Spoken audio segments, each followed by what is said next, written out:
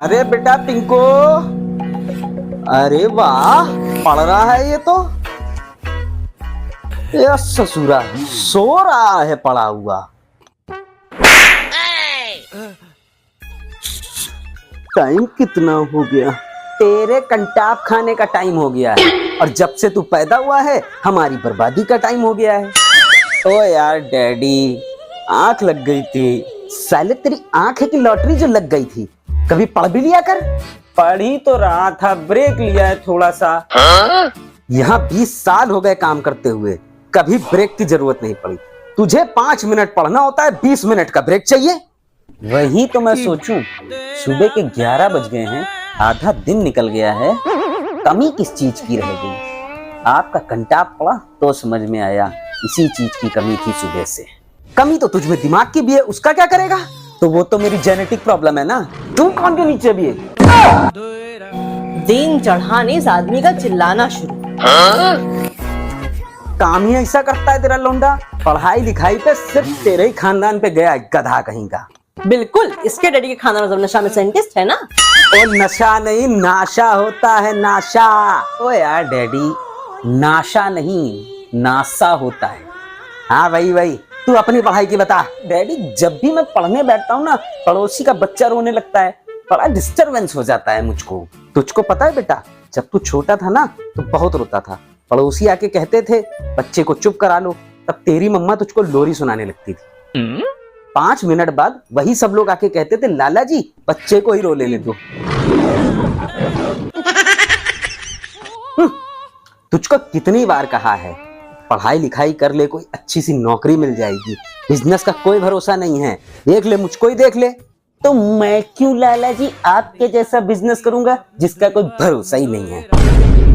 वो मिस्टर शुक्ला को देख लो, उनका भी तो बिजनेस ही है ना आपकी तरह। उनका लड़का घंटी, मेरा मतलब फुंटी, उसको तो कोई टेंशन ही नहीं है। मैं तो सोचता हूँ कभी कभी मैं भी उन्हीं के घर पैदा हुआ होता। बेटा, सोचता तो मैं भी यही हूँ ना, मेरी भी शादी किसी ऐसे घर में हुई होती, पर भगवान सबकी सुनता नहीं ना। उसके लिए कुछ ढंग के काम करने पड़ते हैं। नहीं, ढंग के काम मतलब क्या? क्या अब मैं बाबा बन जाऊं, प्रवचन सुनाऊं आपकी तरह? पढ़ाई तो हो ही रही ना मेरी। जाने कौन सा टेप रिकॉर्डर लगाई से अम्मा, चुप होने का नाम ही नहीं लेता है। चल ला अपनी किताब, अब मैं लूंगा तेरा टेस्ट।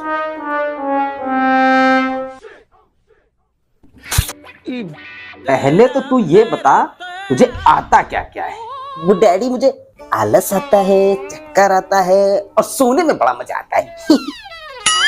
कभी शर्म तो आई नहीं होगी, वो सिर्फ बाथरूम में।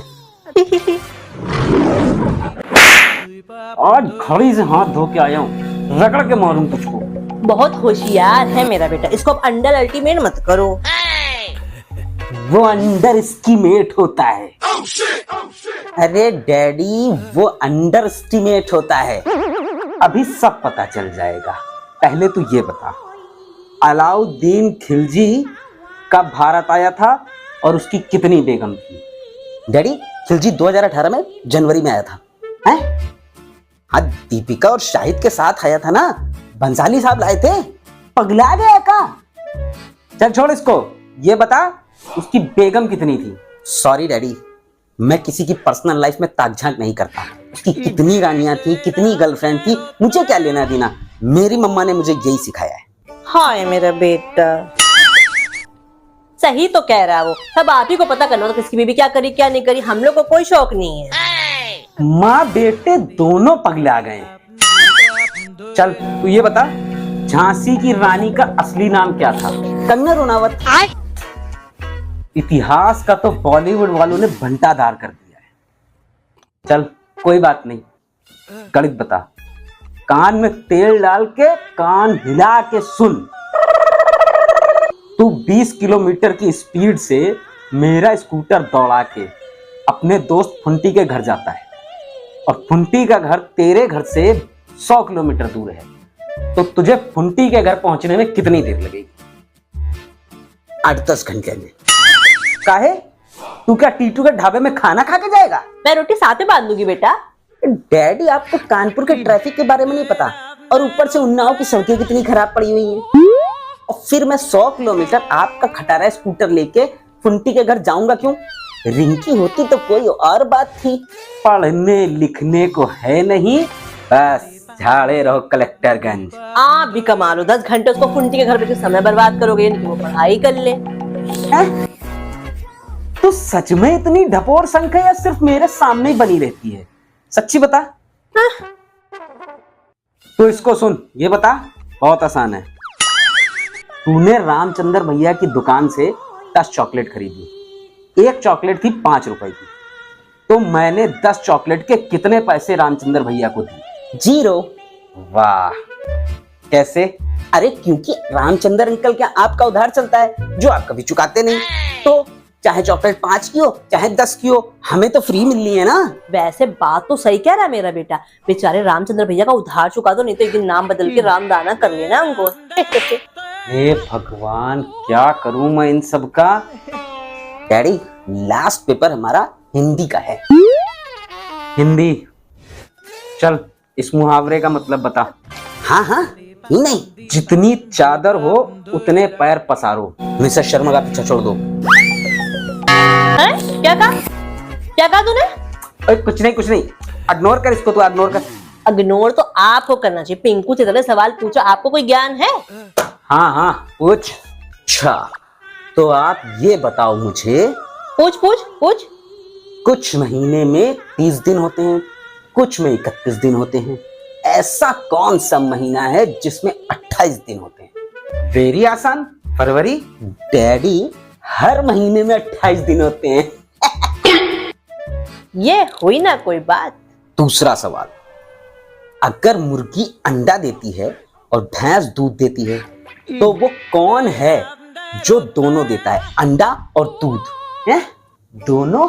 सिंपल, हमारे परचून वाले रामचंद्र अंकल। इतनी जल्दी भूल गए आप? अभी तो उनका उधार भी चुकाना है।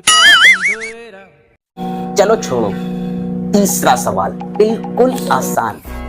सूरज किस तरफ उगता है और किस तरफ डूबता है? दिशा पटानी है? वो कह रही है उन्हें पता नहीं कौन सी दिशा पता नहीं। आप बताओ।